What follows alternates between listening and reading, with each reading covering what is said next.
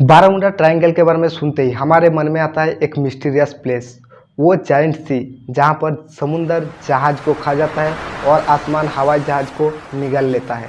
Baramunda triangle के ऊपर 3000 से भी ज़्यादा शिप और 1000 से भी ज़्यादा हवाई जहाज गायब हो गया। साल 1980 जापान की समुद्र तट पर भी एक ऐसा इंसिडेंट देखने को मिला था जिसको जापान सरकार ने ड्रैगन ट्रायंगल नाम दिया था। साल 1970 बारामुंडा ट्रायंगल से पहली बार जिंदा लौटकर आए थे कैप्टन ब्रूस गैरोन। नमस्कार दोस्तों, बारामुंडा ट्रायंगल के ऊपर कई सारे रहस्यमय घटना देखने को मिला, जिसमें से समुद्र के ऊपर जहाज की गायब हो जाना और आसमान के अंदर हवाई जहाज की गायब हो जाना आम बात था। लेकिन इसके पीछे रीज़न क्या था? क्या वाकई कोई दूसरी दुनिया की शक्ति मौजूद था इस ट्रायंगल के ऊपर, या फिर ये सिर्फ एक अफवाह थी? इसके पीछे कई सारे साइंटिफिक रीज़न था। इन सब इंसिडेंट के पीछे क्या साइंटिफिक रीज़न है? साइंस और साइंटिस्ट बारामुंडा ट्रायंगल के बारे में क्या राय देते हैं, आज की इस वीडियो में यही एक्सप्लेन करने की कोशिश करूंगा। पहले इसको डेविल सी के नाम से जाना जाता था, उसके बाद इसका नाम दिया गया बारामुंडा ट्रायंगल। अमेरिका की फ्लोरिडा से लेकर बाहामा तक और बाहामा से प्यूर्टो और प्यूर्टो से फ्लोरिडा तक टोटल 5000 स्क्वायर माइल में फैला ये ट्रायंगल का इतिहास 500 साल से भी ज़्यादा पुराना है। क्रिस्टोफर कोलंबस ने अपनी एक किताब में भी बारामुंडा ट्रायंगल की कहानी को जिक्र किया था। साल 1498 जब क्रिस्टोफर कोलंबस नई दुनिया की खोज में समुद्र तट पर निकल चुके थे, तब बाहामा द्वीप के पास जब बारामुंडा ट्रायंगल के इस कोऑर्डिनेट में उसकी जहाज पहुंचा था, तब उन्होंने कहा कि उसकी जहाज का कंपास भी काम करना बंद कर दिया था। उन्होंने देखा कि आसमान पर एक बहुत ही चमकीली रोशनी दिखाई दिया और धीरे धीरे एक आग का गोला धरती की ओर गिरने लगा और आके उस आग का गोला समुद्र में गिर गया। ऐसे तो बारामुंडा ट्रायंगल में बहुत सारा हादसा हुआ, लेकिन कुछ इंसिडेंट ऐसा भी था जिसमें पूरा दुनिया का ध्यान आकर्षित किया। साल 1881 यूएस नेवी का 210 फीट लंबा एलन ऑस्टिन जहाज लंदन से न्यूयॉर्क की यात्रा तय करता है। कुछ दिन बाद जब एलन ऑस्टिन बारामुंडा ट्रायंगल की इस कोऑर्डिनेट पर आता है, तब एलन ऑस्टिन की सुनार पर एक अनजान जहाज दिखाई देता है। एलन ऑस्टिन की कैप्टन उस जहाज को देखकर शॉक हो जाता है, क्योंकि उस जहाज के अंदर कोई भी केबिन क्रू मौजूद नहीं था। 2 दिन तक एलन ऑस्टिन उस जहाज को सिर्फ देखता रहा, क्योंकि हो सकता है ये शत्रु का कोई नया चाल हो, इस वजह से उन्होंने कोई भी स्टेप नहीं लिया। लेकिन 2 दिन तक जब कोई रेस्पॉन्स नहीं आया और कोई केबिन क्रू उस जहाज के अंदर नहीं देखा, तो एलन ऑस्टिन की कैप्टन कुछ केबिन क्रू को लेकर उस अनजान जहाज में प्रवेश किया। हैरानी की बात यह था कि उस अनजान जहाज में सभी चीज़ अपने अपने जगह पर था, लेकिन कोई भी क्रू मेंबर नहीं था। तब एलन ऑस्टिन की कैप्टन ने यह फैसला किया कि उस जहाज को अपने साथ लेकर जाएगा। कुछ क्रू मेंबर को देकर उस जहाज को वहां से ले आया। कुछ देर तक साथ चलने के बाद एक तूफान ने दोनों जहाज की डायरेक्शन को बदल दिया और देखते देखते धीरे धीरे उस अनजान जहाज एलन ऑस्टिन की रेडार से गायब हो गया। 2 दिन बाद फिर से एलन ऑस्टिन की रेडार पर उस अनजान जहाज को दिखाई दिया, लेकिन हैरानी की बात यह था कि फिर से उस जहाज के अंदर कोई क्रू मेंबर नहीं था।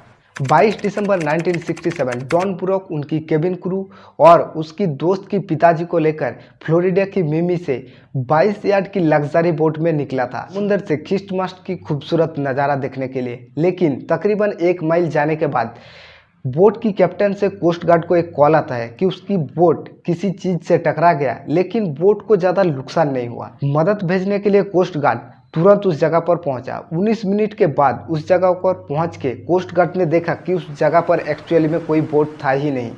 कोस्ट गार्ड ने कई दिन तक तकरीबन 100 स्क्वायर माइल इलाके में ऑफिशियल तौर पर सर्च किया, लेकिन उस बोट का आज तक कोई पता नहीं चला। 20वीं सदी से पहले बारामुंडा ट्रायंगल के बारे में लोगों को उतना ज़्यादा पता ही नहीं था। फिर एक ऐसा मिस्टीरियस घटना देखने को मिला। साल 1980 यूएस साइक्लोप्स 540 फीट लंबा एक कार्गो शिप में 300 लोगों को लेकर निकलते हैं और उस जहाज में 10,000 टन मैंगनीज था। अचानक बारबुडा और चिपसिका के अंदर कार्गो शिप रेडार से गायब हो जाता है और आज तक उस कार्गो शिप का कोई पता नहीं। बारामुंडा ट्रायंगल सबसे ज़्यादा चर्चे में था जब यूएस नेवी का फ्लाइट 19 गायब हो गया था। 5 दिसंबर 1945 दोपहर का 2:10 फ्लोरिडा की नोवाल एयर स्टेशन से 14 क्रू मेंबर को लेकर यूएस नेवी का 5 टॉर्पीडो बम्बार विमान उड़ान भरता है। ये कोई नई बात नहीं है, हर रोज की तरह अपना ट्रेनिंग मिशन कंडक्ट करने के लिए ये उड़ान भरा गया था। ये एक रूट से फ्लाइट 19 जाते थे और समुद्र के अंदर बॉम्बिंग प्रशिक्षण करने के बाद बहामा के ऊपर से वापस फ्लोरिडा की नोवाल एयर स्टेशन पर आते थे। यूएस नेवी की फ्लाइट 19 का कैप्टन था यूएस नेवी का लेफ्टिनेंट चार्ल्स कार्रोल टेलर, जिन्होंने 2500 घंटा से भी ज़्यादा फ्लाइंग किया और 300 से भी ज़्यादा पायलट को ट्रेन किया था। फ्लोरिडा से उड़ान भर के 91 डिग्री ईस्ट में रवाना होता है। फिर दोपहर के 3 बजे के अंदर समुद्र के ऊपर अपना प्रशिक्षण कंप्लीट करने के बाद अचानक मौसम खराब होने की वजह से सभी प्लेन का कंपास काम करना बंद कर देता है और एक प्लेन दूसरे प्लेन से संपर्क भी ठीक से नहीं कर पा रहा था। कंपास काम ना करने की वजह से फ्लाइट 19 की पायलट को पता ही नहीं था कि उनकी लोकेशन कहाँ पर है, एक्चुअल में वो कहाँ पर फ्लाइंग कर रहा है। धीरे धीरे मौसम बिगड़ता गया और बॉम्बर विमान की कैप्टन से स्टेशन पर यह मैसेज आता है कि वो लोग अपना रास्ता भटक गया है।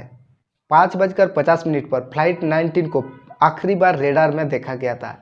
फिर धीरे धीरे शाम ढलने लगा, मौसम और भी खराब होने लगा। 6:04 पर कैप्टन टेलर की ओर से यह मैसेज आता है कि वो लोग ज़्यादा पूरब की ओर नहीं गए हैं और 6:20 पर फ्लाइट 19 की कैप्टन टेलर की ओर से आखिरी मैसेज आता है कि सभी प्लेन का इंजन बंद हो गया है।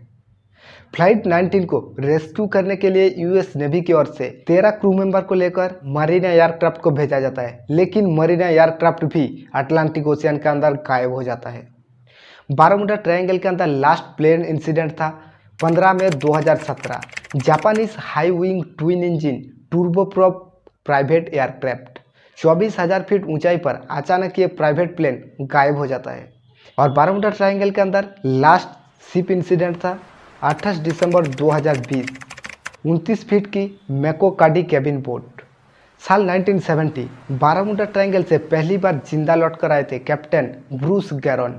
उन्होंने एक इंटरव्यू में कहा कि अचानक मौसम बिगड़ने की वजह से प्लेन की कंपास काम करना बंद कर दिया था और सामने एक बादलों की पहाड़ जैसा छाया हुआ था और उसकी प्लेन एक बादलों की गुफा के अंदर प्रवेश कर गया था, जो गुफा खत्म होने का नाम ही नहीं ले रहा था और प्लेन की स्पीड बहुत ही ज़्यादा हो गया था। 3 मिनट के बाद जब उसकी प्लेन उस बादलों की गुफा से बाहर निकला तब देखा कि उन्होंने 3 मिनट के अंदर 150 किलोमीटर की रास्ता तय कर चुका था, यानी कि उस प्लेन की स्पीड हो गया था 3000 किलोमीटर पर आवर, जो कि किसी भी पैसेंजर प्लेन के लिए नामुमकिन है। आखिर क्यों होता है बारमूडा ट्रायंगल के ऊपर इतना सारा इंसिडेंट? तो इसके पीछे बहुत सारा साइंटिफिक रीज़न है। नंबर 1 रीज़न ये है, सैटेलाइट से लिया गया तस्वीर में अटलांटिक ओशियन के ऊपर हेक्सागोनल क्लाउड देखा गया, जो कि बारमूडा ट्रायंगल के रीजन के अंदर आता है। हेक्सागोनल क्लाउड को पहली बार देखा गया था सेचुरन प्लेनेट पर। हेक्सागोनल क्लाउड की सरफेस रहता है 20 माइल से 50 माइल तक। इस हेक्सागोनल क्लाउड के अंदर बहुत ही तेज़ी से हवाएं बहती है। इस हवा की स्पीड रहती है तकरीबन 250 किलोमीटर पर आवर। इसी वजह से अगर प्लेन इस हवा की डायरेक्शन में जाता है तो प्लेन की स्पीड बहुत ही ज़्यादा हो जाता है और अगर प्लेन ऑपोजिट डायरेक्शन में जाता है तो ये हेक्सागोनल क्लाउड के अंदर हवाएं प्लेन को तोड़ देता है। इस ट्रायंगल के ऊपर मैग्नेटिज्म का एक बहुत ही बड़ा इफेक्ट देखने को मिला, जिसका जिक्र क्रिस्टोफर कोलंबस ने भी किया था। मैग्नेटिक नॉर्थ पोल और जियोमैग्नेटिक नॉर्थ पोल के अंदर 11 डिग्री डिफरेंस होने की वजह से इस लोकेशन के अंदर कॉम्पास सही से काम नहीं करता। अटलांटिक ओशियन में हैरिकेन का मात्रा भी बहुत ज़्यादा है। चाइना के बाद सबसे ज़्यादा हैरिकेन देखा जाता है अटलांटिक ओशियन की फ्लोरिडा में, और इसी वजह से इस अटलांटिक ओशियन के अंदर बहुत सारा शिप इंसिडेंट देखने को मिला। बारमूडा ट्रायंगल के अंदर अटलांटिक ओशियन में समुद्र के नीचे बहुत सारा ज्वालामुखी है। जब ज्वालामुखी विस्फोट होता है तो उस ज्वालामुखी से बहुत ही जहरीला मीथेन जैसा गैस निकलता है और मीथेन गैस पानी में मिक्स होने की वजह से पानी की डेंसिटी बहुत ही कम हो जाता है और जहाज़ को स्पेशली बनाया जाता है पानी की डेंसिटी के हिसाब से, ताकि जहाज़ पानी में तैर सकता है। जब पानी की डेंसिटी बहुत ही कम हो जाता है तब जहाज़ पानी के अंदर डूब जाता है।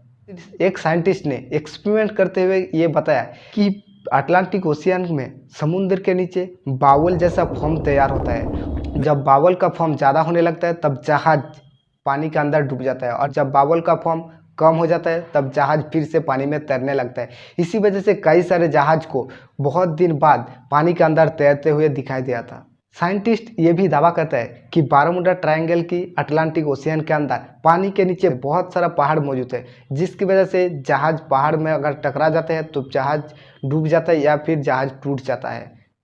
आज से 50 साल पहले बारमूडा ट्रायंगल के अंदर हर रोज़ एक ना एक जहाज इंसिडेंट होता ही रहता था, लेकिन टेक्नोलॉजी की मदद से धीरे धीरे बारमूडा ट्रायंगल में इंसिडेंट कम होने लगा।